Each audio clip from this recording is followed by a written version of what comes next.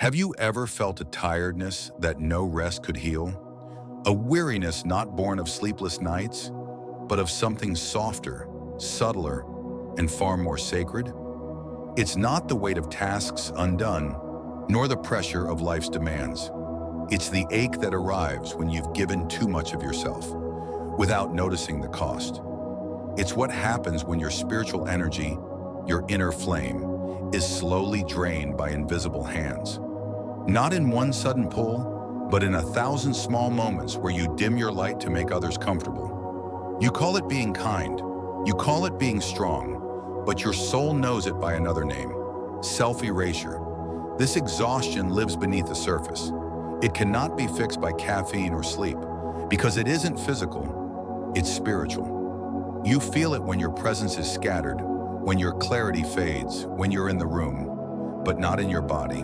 Not quite alive, not quite lost, just hovering. And no one taught you this, that being endlessly available does not make you more lovable, that constantly softening your truth doesn't make you safer, it makes you disappear.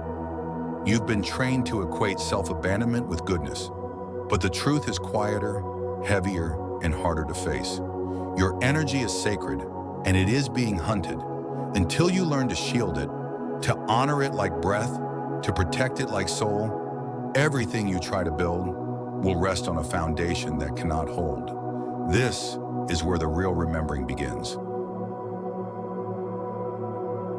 Not all exhaustion announces itself with noise. What drains you most often moves in silence. It's not the chaos that empties you, it's the quiet agreements no one talks about.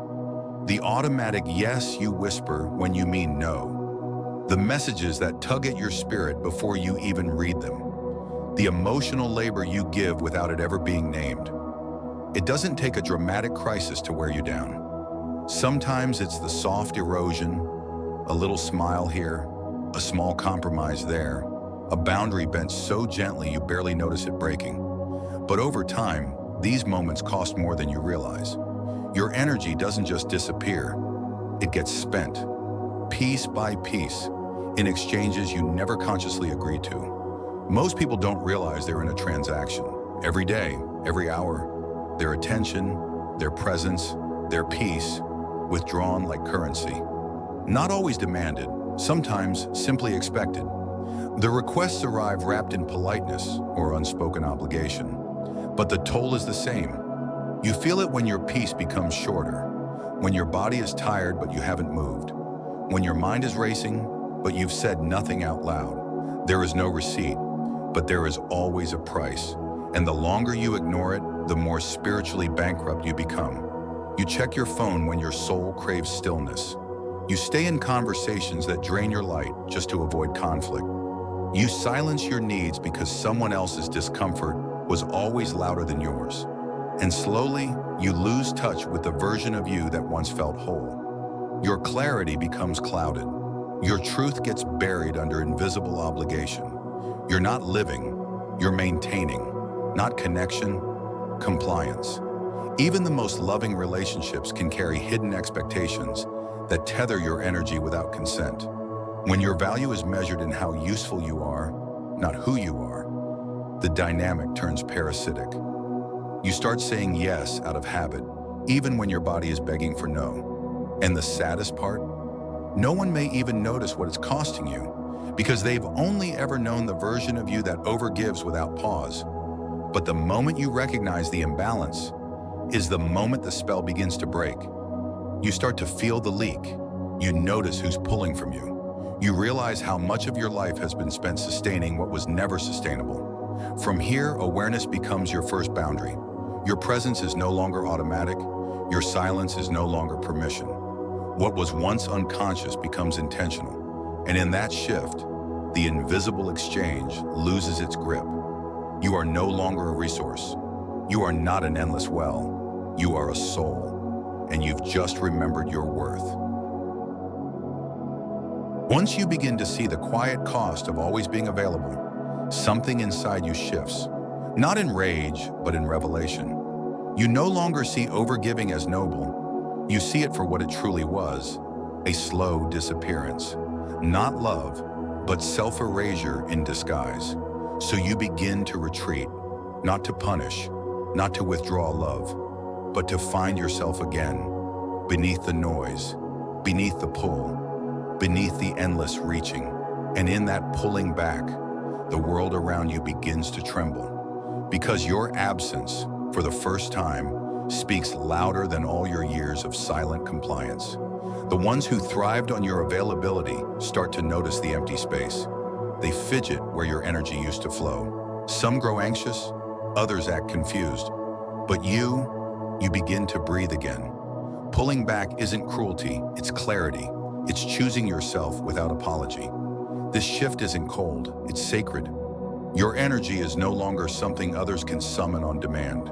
It becomes a sanctuary again, protected, intentional, whole. The silence you once feared, now it heals you. What once rushed outward in 1,000 directions now returns to your center. Your nervous system, once stretched to the edge, learns to soften, to slow, to feel. And in that stillness, you begin to hear yourself. Not the performance, not the role, but the you that's been waiting beneath it all. Your long-buried desires, your quiet exhaustion, your own intuition finally loud enough to lead. Pulling back isn't escape, it's return. And in that return, you remember, peace isn't found in avoiding chaos. It's found in honoring boundaries. You are no longer a responder. You are a creator. You don't just react to life. You choose how to live it. That's the true power of pulling back. Not the impact it has on others, but the integrity it restores in you. Some may resist your change. They were never in love with your soul, only your utility. Let them resist, let them learn. Their discomfort is not your burden to carry. Every time you pause, every time you withhold your sacred energy from what drains you, you affirm something eternal. Your soul is not here to be consumed. It is here to be honored. Once you've reclaimed your energy in stillness, the next initiation begins. Can you hold it steady in motion? It's easy to feel grounded when the world is quiet, but the true test of transformation comes when you re-enter the noise and choose not to lose yourself again. This isn't about shutting people out. It's about staying faithful to your center when the world invites you to abandon it. This is emotional sovereignty, the sacred art of deciding when, where, and how your energy flows. Because peace without boundaries is illusion. Clarity without consistency dissolves. Emotional sovereignty isn't detachment. It's presence with purpose. It's the ability to witness without absorbing, to feel without being flooded, to listen without losing yourself. And every time you're triggered, yet choose to stay still instead of reactive, you're not suppressing, you're protecting, you're fortifying your soul. You're no longer letting outside chaos dictate your internal state. You begin to realize reaction is not power, it's surrender. A surrender of your peace to anything loud enough to provoke it. So you stop explaining, you stop defending, you stop bleeding your truth into spaces that never deserved it. You no longer offer instant replies just because someone demands them. You no longer owe access to people who misread you, misunderstand you, misuse you. You breathe, you pause. And in that sacred pause, you reclaim your choice. You are not a reflex anymore. You are not a wound reacting to old echoes. You are a soul, choosing presence. And not everything gets to have you. Some people project their chaos because they don't know how to hold it. Some conversations aren't seeking understanding. They're seeking control. Your silence is no longer submission, it's discernment. You begin to see clearly where your energy is nourished and where it is consumed. You walk away, not from love, but from patterns that only feed off your frustration. You withhold the fire, not because you're weak, but because you're wise enough not to waste your flame. And in that choice, a deeper strength is born. You no longer need to win arguments to feel valid. You no longer need to explain your worth to be worthy. Your energy is yours again, not in concept, but in embodiment. Emotional discipline becomes a spiritual technology, a way of investing your life force only where it multiplies, never where it gets extracted. Each time you pause instead of react, stay rooted instead of triggered, you're not just protecting your peace. You're building a life where your spirit leads, not your wounds. As you begin to reclaim your energy and choose presence over performance, you inevitably arrive at a quiet, trembling truth. You've been playing a role for so long, you almost forgot it was an act. The mask didn't begin yesterday. It was sewn in childhood, stitched from moments where your truth was too loud, your needs too inconvenient, your essence too much. So you adjusted. You became agreeable, helpful, careful, not because you were born that way, but because that's what felt safe, what earned affection, what kept the peace. Over time, this survival strategy became identity, the reliable one, the strong one, the one who never needs, only gives.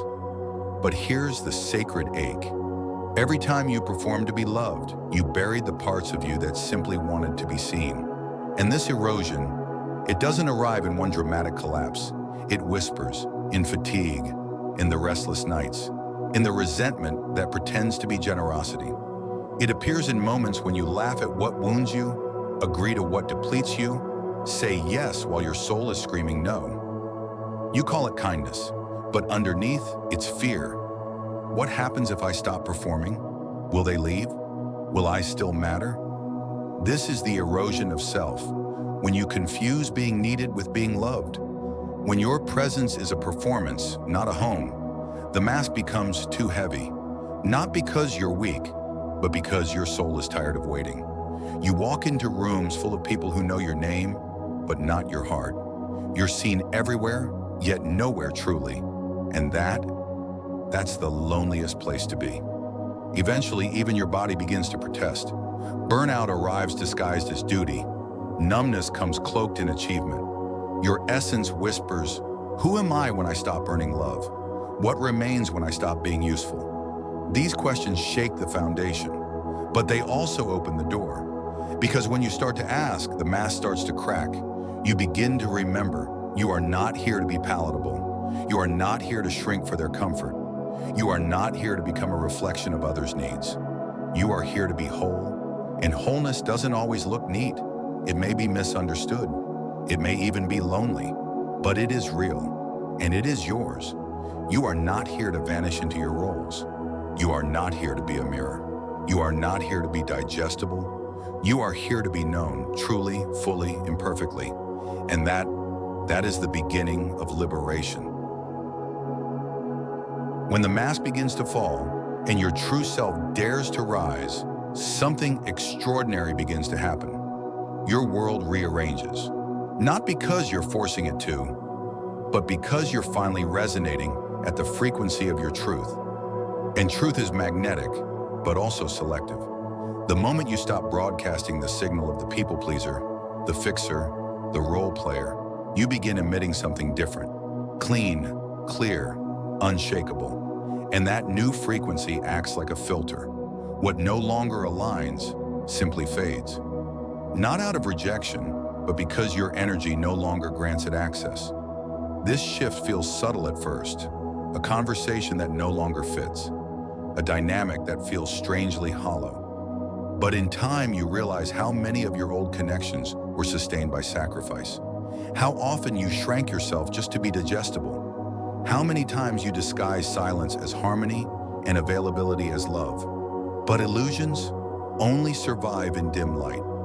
And now, you've become too luminous to live in shadows. This clarity doesn't make you louder. It makes you more precise. You say less, but every word lands like truth. You give less, but with reverence. You don't seek approval because your worth is no longer outsourced. And this new identity, it's not a performance. It doesn't plead, doesn't explain, doesn't overextend. It simply stands, still, soft, and sovereign. And from that posture, you begin attracting differently. No longer people who feed on your performance, but those who honor your presence. You discover something else too. That solitude isn't loneliness, it's sanctuary. In that quiet, your nervous system exhales, your energy recalibrates, your spirit becomes audible again. You stop hearing the echo of who they thought you were, and you begin tuning into the resonance of who you've always been. This identity you're meeting now, it's not something you invented. It's what was left when all the noise fell away. Not the self who reacts, not the self who performs, but the one who remembers, the one who remains, the one who leads from within, whole, unmasked, and finally, free.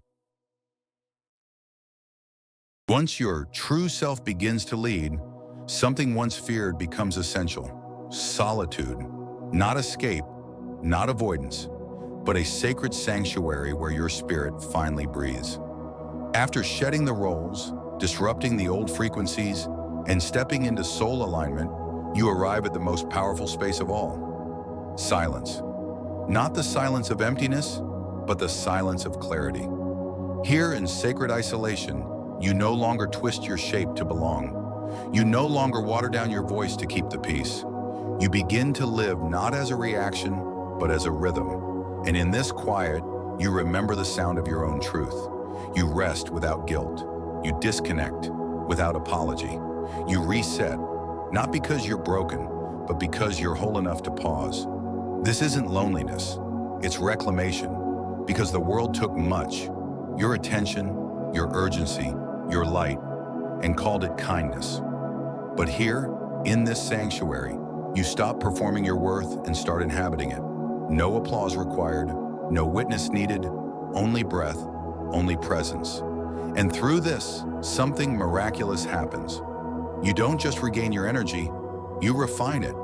In the silence, you begin to notice what used to drain you. The need to reply instantly, the guilt after setting a boundary, the subtle ache of overextending. They rise to the surface, not to haunt you, but to release you. Sacred isolation isn't distance from life. It's distance from the illusions that distorted it. And in that distance, you don't grow colder, you grow clearer. You don't need to explain this change. You embody it. You move softer, but with more impact. You speak less, but with more power. Because now you are not scattered. You are gathered, focused, free. And your energy, once fragmented by pleasing, performing, and proving, now flows from the center of your being. Ready to create, ready to bless, ready to lead, but only from the wholeness within. From the stillness of sacred solitude, a gentle unraveling begins. You no longer cling to what once gave you meaning. Not out of bitterness, but from a deeper knowing. You don't need it anymore. Letting go stops feeling like loss. It becomes an offering, a soft, sacred yes to the self you've been hiding beneath survival. Rebirth rarely comes like a storm. More often, it arrives like a breath you didn't realize you were holding. A whisper inside that says, I don't want to live like this anymore. And this time, you mean it. That's when the real shift begins. Not through striving, but through surrender. You begin releasing the roles that kept you safe, the people who mirrored your wounds, the patterns that felt like home because chaos was all you knew. And yes, you'll grieve. You'll mourn the version of you that smiled through disconnection, that bent until she broke just to be accepted. But beneath that grief, there is space. And in that space, freedom reveals itself quietly. You no longer wake with tension in your chest. Your nervous system exhales. Your mind no longer races to fix, to please, to prove. In its place rises something calm, a confidence that doesn't shout but stands. Rooted, steady, sovereign. This rebirth is not an act, it's a frequency, a vibration that no longer depends on how the world responds to you. You stop chasing alignment because you are alignment. You bring your essence wherever you go, not seeking mirrors but emanating truth. And what no longer fits, it gently falls away. Not because you pushed it, but because it no longer has permission to feed on your light. From this place, you begin creating a new life. Not one built on survival or performance, but on resonance.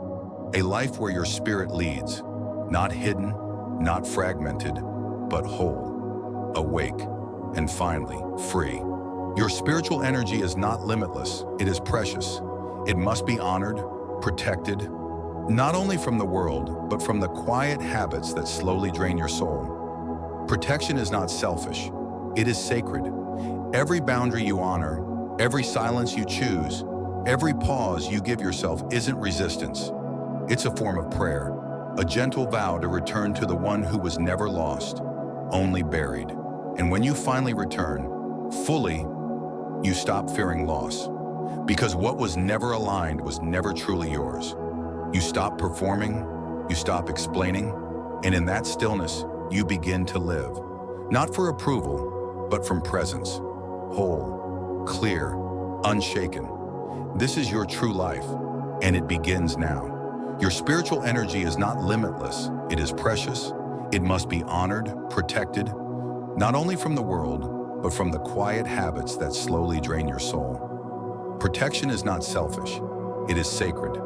Every boundary you honor, every silence you choose, every pause you give yourself isn't resistance. It's a form of prayer, a gentle vow to return to the one who was never lost, only buried. And when you finally return, fully, you stop fearing loss. Because what was never aligned was never truly yours. You stop performing, you stop explaining, and in that stillness, you begin to live, not for approval, but from presence, whole, clear, unshaken. This is your true life, and it begins now. If this message resonated with you, if it stirred something soft and ancient within, I invite you to stay on this journey. Subscribe, turn on the bell. Let's remember who we are, together. There is more to uncover, and your spirit knows the way.